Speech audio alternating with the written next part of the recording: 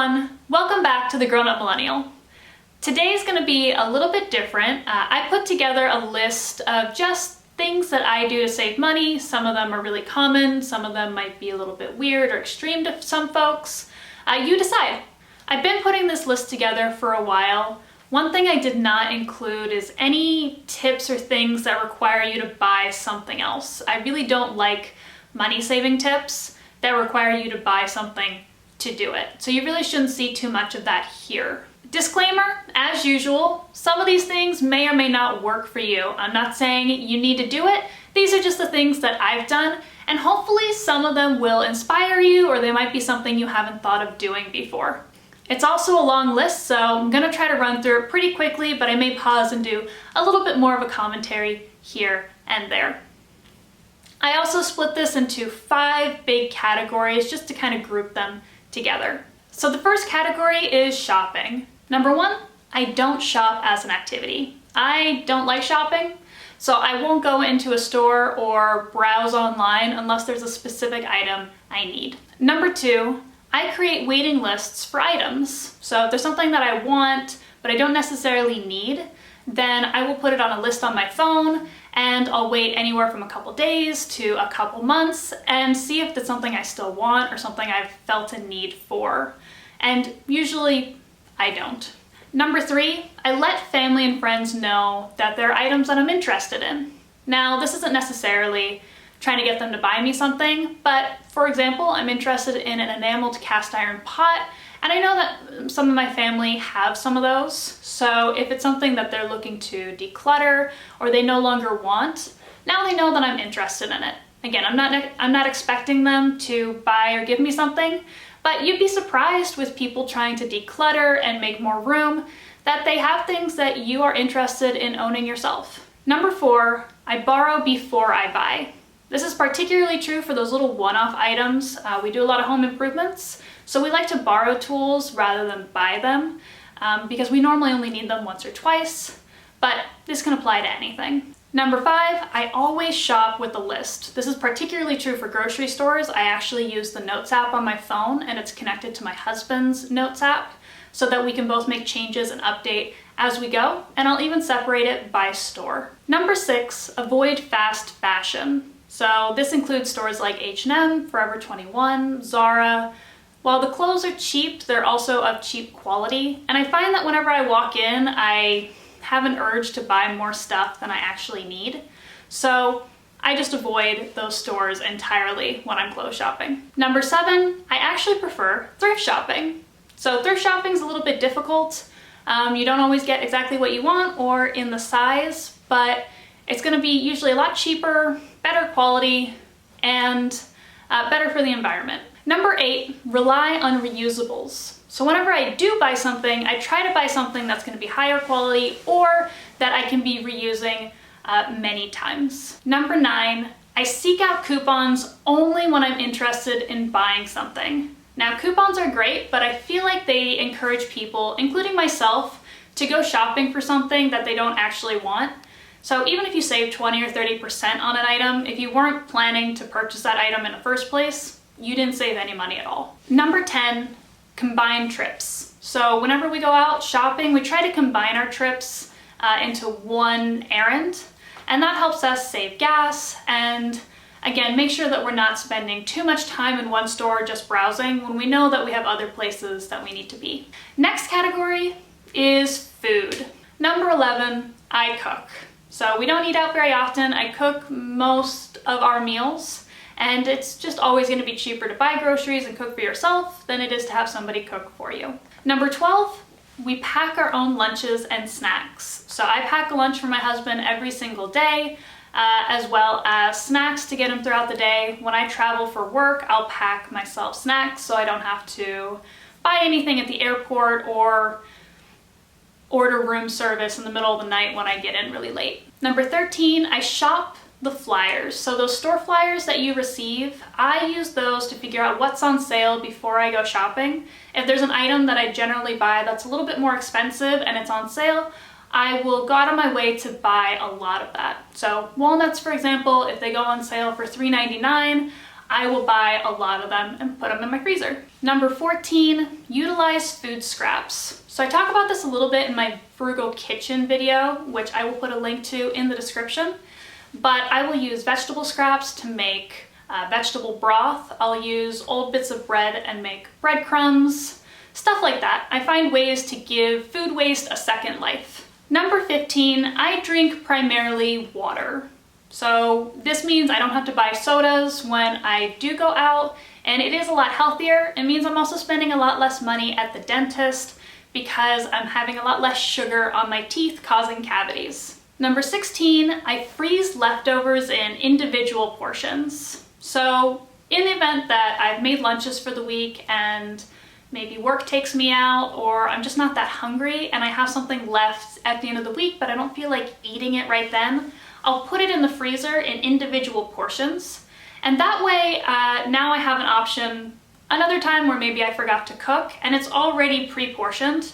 So it's a lot less overwhelming than maybe having a big, huge pot of soup frozen all together when I really only need one meal. It's also a good way if you have things that are like just about to expire or getting kind of off, freeze them before they get to that stage, and then you can figure out what to do with them later. This is particularly good for things like vegetables or, again, leftovers. Number 17, I will bring my own tea when I go out. So I don't drink coffee, I drink tea, and it feels kind of silly to me to pay $2.50 for someone else to put hot water onto tea leaves for me when I go meet my friends at a coffee shop. So I'll just make my own tea and put it in a travel mug, and I'll hang out with them. But I've brought my own tea, so I don't have to buy any. Number 18, I eat mostly plants. So I've mentioned this before, but eating primarily vegetarian is going to be cheaper than eating a lot of meat. Lentils, chickpeas, beans in general, even tofu is still a lot cheaper per pound than meat is. It's also shelf stable, so my can of chickpeas won't go bad anytime soon, whereas if I buy a thing of chicken or pork, I've got to figure out what to do with it or take up a lot of space in my freezer. Number 19, I avoid single-use ingredients. So I don't buy anything that I couldn't think of 2 or 3 different recipes I could use it for. A good example is chia seeds versus flax seeds. So I used to put chia seeds into my smoothies and my oatmeal to get more omega-3 fatty acids.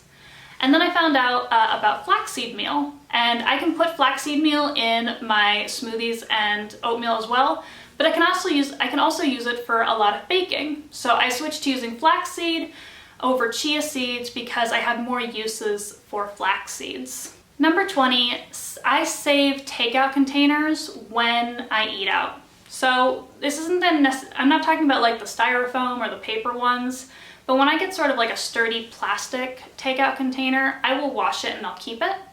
And then when people come over and they want to take leftovers home, I can just give them those old takeout containers and I don't have to worry about getting the Tupperware that I paid for back. I'll also keep 1 or 2 in the car so that we can cut down on our waste when we eat out. And I'll reuse those to take home leftovers. Number 21, I plan meals around what's in my pantry. So for example, when I see that my bowl of frozen vegetable scraps is getting really full, I'll decide to make soup that week. Or this week, I noticed that I had a can of coconut milk and a jar of chickpeas in my pantry. So I decided to make a coconut curry with chickpeas. And so I only had to buy, I think, 2 ingredients that I didn't already have on hand to make that. So I just use what's already in my kitchen for inspiration to plan meals so that I don't have to buy all brand new ingredients for each recipe that I make. That concludes the food category, but I do have several videos on how I do frugal meal prep or grocery shopping on a budget, as well as my frugal kitchen tour. So again, I will leave links for those down in the description. The next category is home. How do I keep and maintain my house cheaply?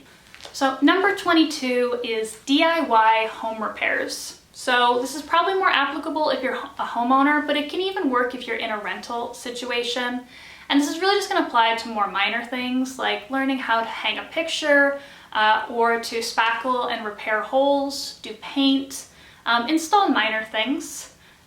those are really good skills to have, and they save you a ton of money from hiring someone else to do it. Number 23, I make my own cleaning products. So this sounds a little bit tougher than it is. I use white vinegar and baking soda to clean most of the things in my home. I also will occasionally use bleach, but I find that vinegar and baking soda is sufficient, and they're both super cheap. And again, I can use them for a lot of different things. So I can use vinegar to wipe down my counters, clean my mirrors. I can use baking soda to scrub the tub or the toilet, clean sinks, deodorize carpets, etc. Number 24, I use rags or napkins instead of paper towels. So I have these old kind of gross rags that I use to clean up spills or, again, clean my bathroom or my kitchen. But in the event that there's something like super gross, like maybe my dog accidentally peed on the floor, or I'm making something really greasy and I don't want to try to get the grease out of my rags, I hold on to napkins when we do eat out, so those paper napkins. I just have a stack of them, and I'll use that to clean up the grosser stuff. Number 25, I hang dry all of our clothes. So we actually don't have a clothes dryer, we just have a washing machine. So we hang up all of our clothes to dry. It saves us a lot of energy on using the clothes dryer, which is really energy intensive, but it's also much kinder on your clothes. They're not going through all that stress with the heat and the stretching. So it helps our clothes last longer as well. Number 26, we choose to live closer to work. So I work remotely, so for me it doesn't really matter, but for my husband it does. So we chose to live in an area that's fairly close to his work, but not right next to his work, because it costs a lot of money to live right next to his work, but a lot less money to live only 4 miles from his work. It would cost even less to live 10 or 15 miles from his work, but it would cost a lot more money to drive and pay for gas, as well as quality of life. So we chose sort of a middle ground and tried to live as close to work as possible to minimize our commuting costs. Number 27, I sold my car. So right before we bought this house, I chose to sell my car and we became a one-car couple. Again, this is a lot easier for me because, again, I do work from home. But when you live in LA, people still think it's super weird for not everyone to have their own car. People told me we were gonna regret it. And honestly, it's been great. It makes things a lot easier. We only have one car to worry about.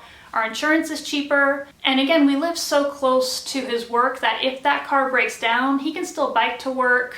And the money we save on insurance and gas for another car, we can just use that money to Lyft on the rare occasion that I need to get somewhere and he has the car. Number 28, I use the back of old flyers or junk mail as notepaper. So I'm a person who likes to like jot things down by hand if I can, but I didn't want to keep paying for like little memo pads or post-it notes. So I just started, if I had like a big flyer with a blank back, I'd tear it in half. Now I just have this stack of scrap paper that I use to take notes on. Number 29, we keep a bucket in the shower to catch up the water while it's warming up.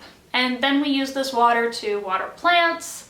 Sometimes we'll put it in our dog's water dish, but it's just a good way to keep from wasting water and brings down that bill a little bit more.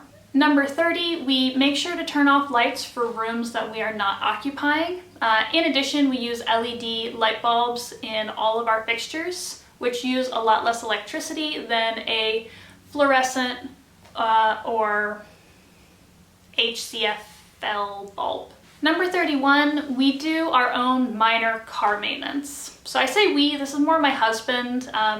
He will do oil changes, change spark plugs, but even there was stuff that I would do when I did have my own car. I always made sure to check the fluids and the air pressure in the tires at least once a month. And that helped me sort of catch any issues before they became a problem. So for example, you don't want to drive around with dirty oil for very long because that can cause more expensive damage. So it's good to make sure you're on top of your car maintenance to save money in the long term. So that concludes the home category. Next category is the personal category. So this includes stuff like personal hygiene, how I take care of myself. So number 32, as you may have noticed, I don't wear any makeup and I don't do my nails. So this is more of a personal preference. I don't like makeup. I don't like the way it makes me look or makes me feel. For a long time, I was at a point where I was only wearing makeup when I was meeting with clients, and then I stopped doing even that because I thought I looked worse with makeup than without it. So I save a lot of money on not buying makeup or not getting my nails done, even doing them myself. Number 33, I make my own toothpaste. So I actually don't really make it. I just use baking soda to brush my teeth.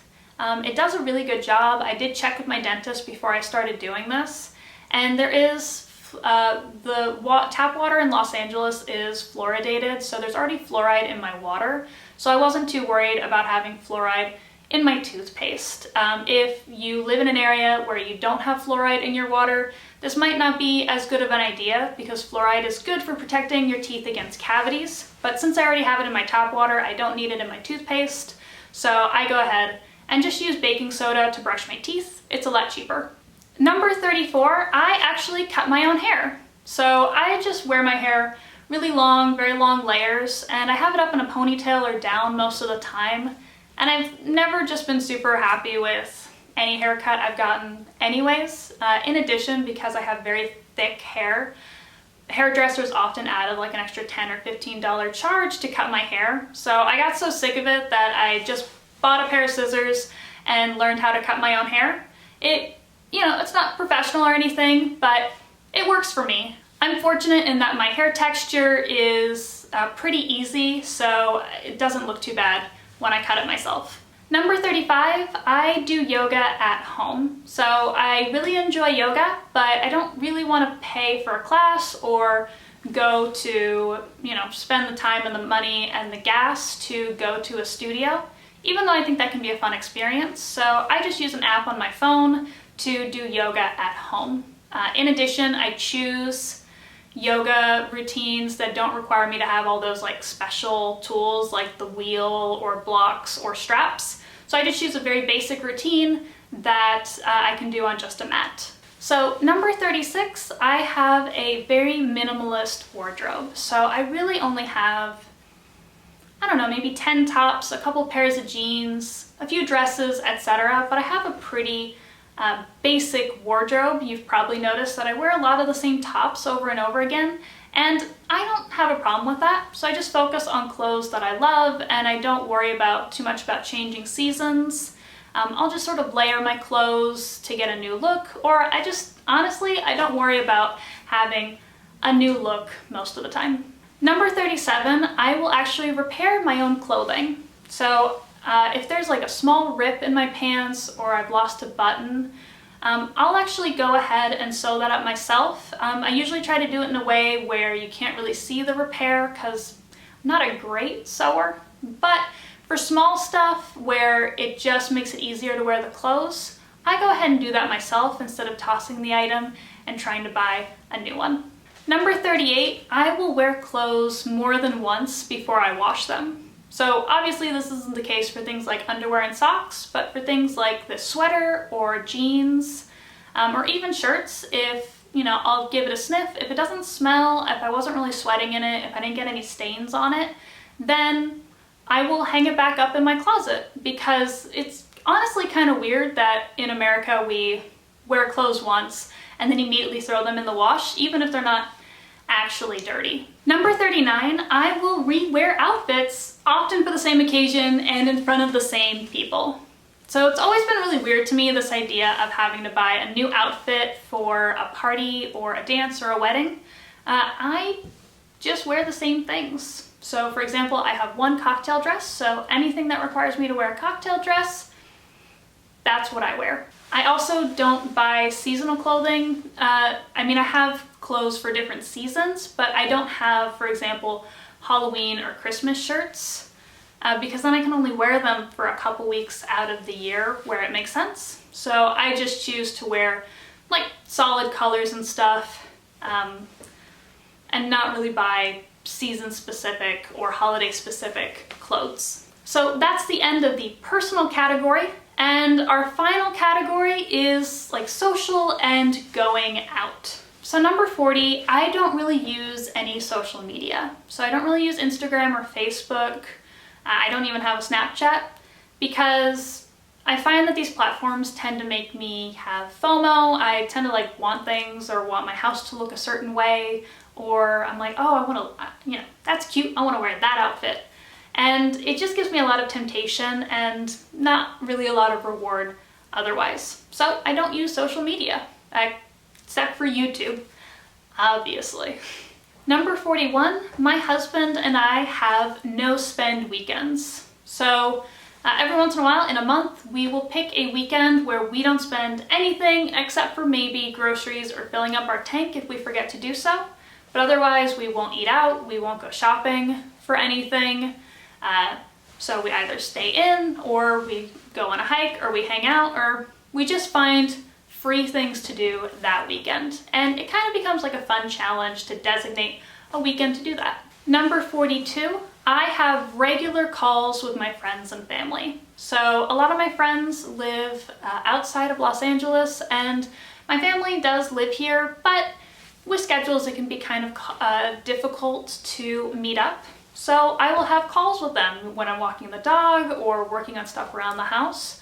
And it helps make me feel less lonely, and then I don't, I'm not using shopping or emotional spending to deal with my need for social interaction. I just have the social interaction and I call my loved ones. Number 43, I use the library often. So I love to read, but books can get kind of expensive. So I use the library for all of my reading. In addition, I also use this app called Libby, which allows me to use the library for audiobooks. You can also use it for ebooks if you have something like a Kindle or an e-reader.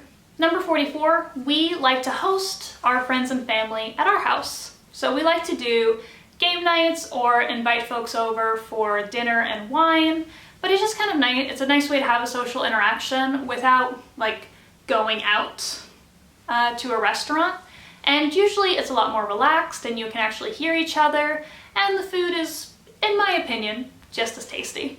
Number 45, we try to make friends with our neighbors. So this is super helpful for sort of exchanging services. So for example, we have a neighbor across the street. If we're gone, she'll keep an eye on our house, and if she's gone, we'll keep an eye on her house. So now neither of us has to pay for house sitting. We also make friends with people more our own age who live in the neighborhood. So then we save a ton of money on going out. We just wander down the street and we hang out at their house, or they come down the street and they hang out at our house. Number 46, we try to minimize drinking outside of the house. So my husband and I both enjoy an occasional glass of wine or beer, but when we do drink, we try to do it at home, during these parties, because a bottle of wine, we can get a nice bottle of wine for about 10 bucks, and so it'll be about $2.50 a glass, versus that same bottle of wine at a restaurant will cost $10 a glass. So it's just the markup at a restaurant is just so high that we'd prefer to enjoy a glass of beer or a glass of wine at home.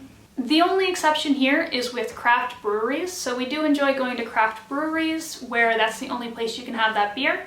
But normally the beers are going to be a lot cheaper anyways, and we'll normally just have one. Number 47, when I do go out to eat, I often split meals with my friends and my family. So for example, my mom and I love going to this Mediterranean place, but the plates they serve are pretty big. So we'll just order one plate and we'll split it between the two of us. It ends up being a lot cheaper, and we both have our fill. We walk away feeling really satisfied but not stuffed, and we don't have to worry about the leftovers. Number 48, we try to use public transportation instead of Lyft. So on the occasions where we do go out, whether we're meeting with friends from out of town, we try to use like buses and subways to get there instead of using a Lyft. One, because it's going to be a lot cheaper, and two, we just feel a little bit safer using like the subway to get into downtown LA versus Lyft. And it's usually going to be a lot faster because we don't have to deal with traffic. Number 49, we try to walk and bike as much as possible. So we did choose an area where there's a grocery store right down the street, so often we'll walk there and carry our groceries back. I walked to the library. Over the summer, our local university was playing free movies on the lawn. So we would bike there with a couple chairs on our back, hang out, watch the movie for free, and then bike home. But we really try to only use our car when we have to, whether it's too far to walk or to bike, or we have to carry a lot of stuff that we couldn't carry on our bikes or on our backs. And finally, number 50, we take advantage of home and school programs. So when I was in college, I would take advantage of any programs where there was free food or free services. And even now, I take a look at the discount programs available through my work. So I was able to buy tickets to a Dodger game. They're about $10 or $15 cheaper per ticket through that website. Our healthcare provider offers a discount on gyms, so when we start going to a gym again, that's what we're gonna use. Stuff like that. So we just make sure we research the programs that we're a part of so that we can get the bang for our buck. So that's it. 50 weird, not so weird things that I do to save money. Let me know in the comments below, what are some weird things that you do to save money? Or was there anything that you thought was particularly strange or that you hadn't thought of before? Would love to know in the comments below. In the meantime, thank you so much for watching. Please don't forget to hit like and subscribe.